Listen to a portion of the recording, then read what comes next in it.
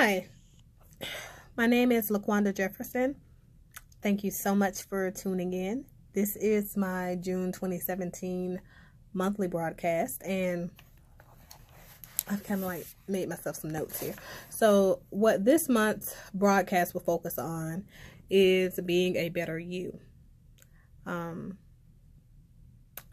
So basically, I just want to kind of give you guys a couple of little introductory tips on how you can be better at doing the one thing that seems like it's sometimes should be the easiest thing, but feels like it's the most difficult thing to do from day in and day out. Okay, so I got a couple of things. It starts with honesty. A lot of people have their own language and their own definition for exactly what honesty is. So the element of being honest and candid, what it means and what it looks like. So for that reason, I will kind of expound on that. Okay. So honesty, that means when you ask yourself a question, you reply with the answer that is reflective of what the situation actually is.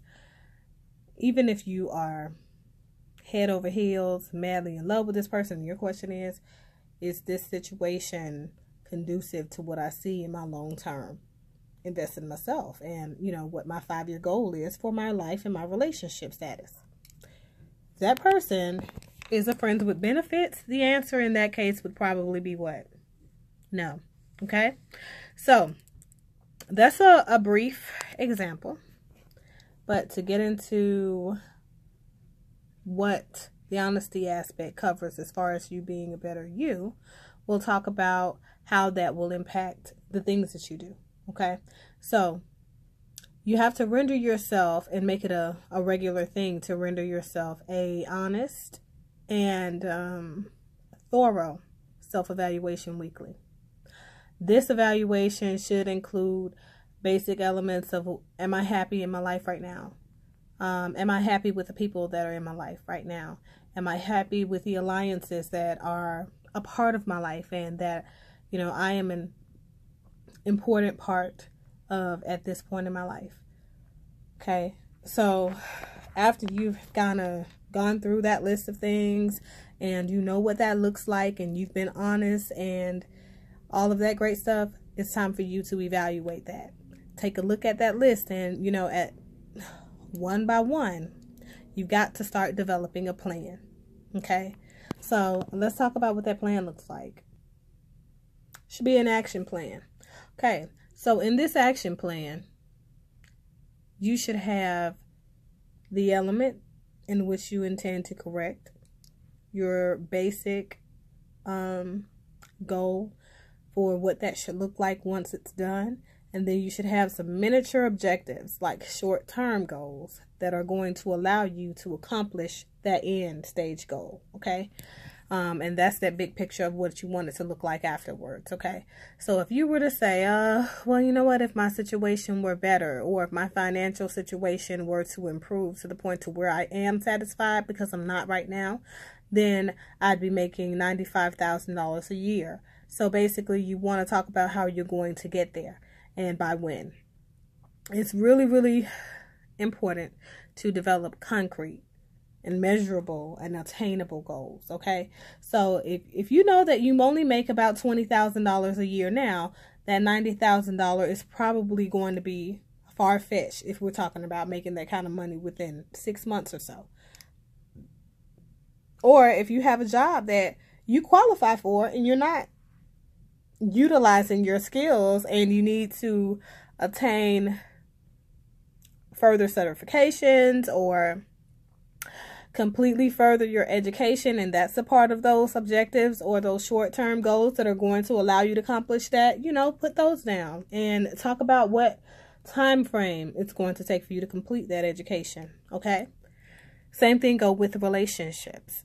If you're not happy in your relationship and you want it to look like X, and right now it's looking like B, talk about some of the steps that you're going to take in order to get to having it look like X, okay? We're going to sit down and have a conversation, and I'm going to notify my partner that I'm not happy. That's the first one.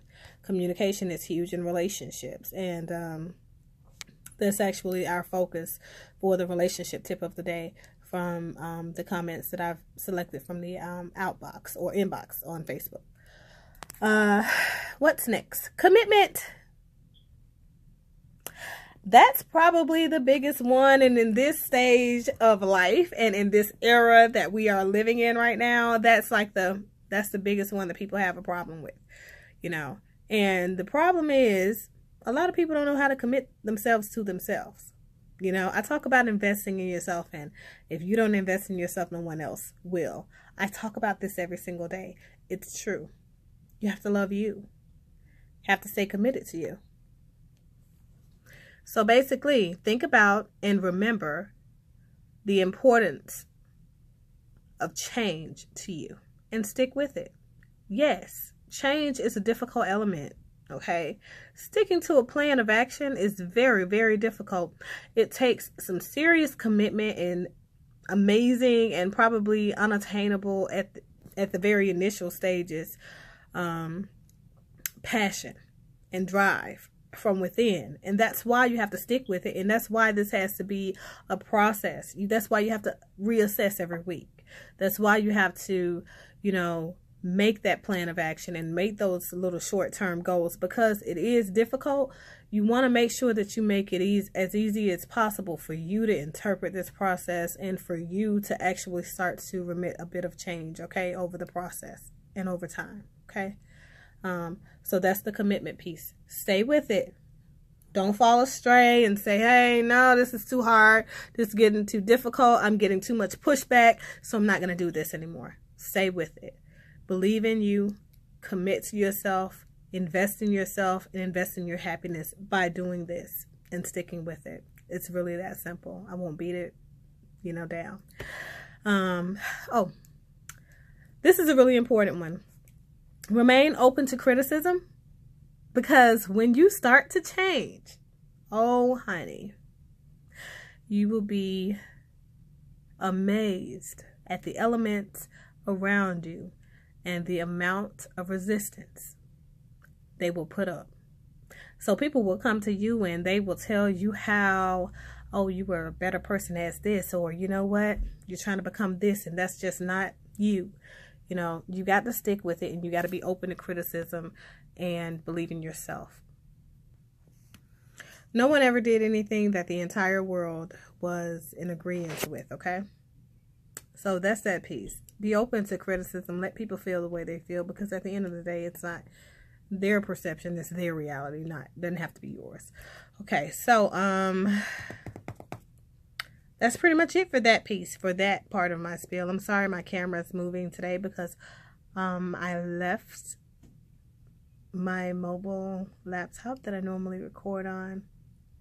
This whole nother piece in my other half's car. So yeah, that's that piece. Attend to your life in a way that reflects your love for yourself and your love for others, and never ever ever stop on your journey to achieving greatness and to improve yourself, because everybody could use a lot of work, a little work, and somewhere in between from time to time, okay? No one was born together. So that's pretty much it for that piece. The advice column, I'm gonna have to read over this email. So okay, here's the thing. It's about spicing up the relationship. An alias for our contributor to this content is going to be Kelly. And so Kelly's husband wants a threesome, and they're currently getting over his past infidelity. So his recommendation is a threesome in a nutshell. well, I think we all know how I feel about that. Therapy is a very, very, very, very, very vital and important process to this.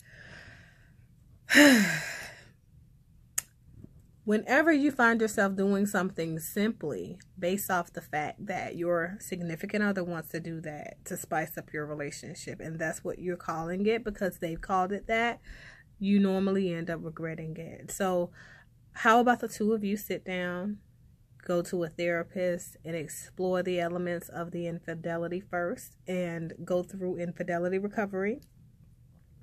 And I believe you'll be in a better position to make that decision.